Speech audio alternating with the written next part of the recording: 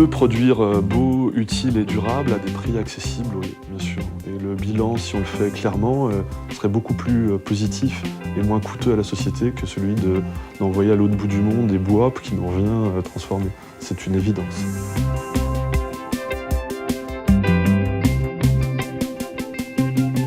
Raison Durable, qui est une association, a lancé depuis un an Bud, Beau Utile Durable, qui est une marque de mobilier en circuit court. L'origine, ça a été une première table produite ici, la volonté de ne pas s'approvisionner dans des supermarchés d'un bois dont on ne connaît pas l'origine.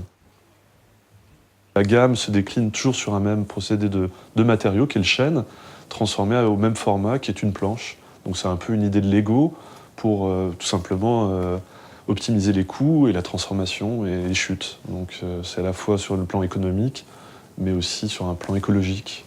En gros, on arrive à peu près à tout recycler.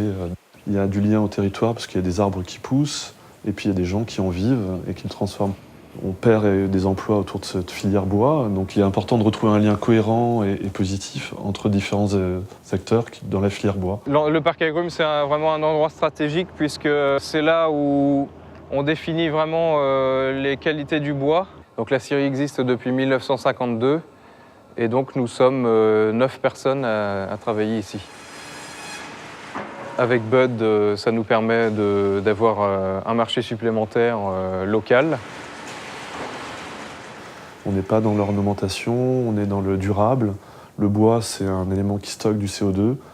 On est sur du bois massif, on est en circuit court, donc on est le plus cohérent possible par rapport à l'usage de ce matériau. Le trait d'union, c'est le fluvial. On a donc engagé une péniche pour transporter ce bois et l'amener jusqu'à Paris. On a un retour fort de la moitié des gens qui recommandent des produits. Donc là, on n'a pas un client, on a des gens qui ont plutôt compris une démarche, donc ont aussi une valeur affective au projet. Je pense que dans les décennies qui viennent, c'est le grand sujet de société, c'est bien de faire changer, de faire muter la consommation des gens, donc qu'il ne soit plus de la consommation, mais une forme active de progrès.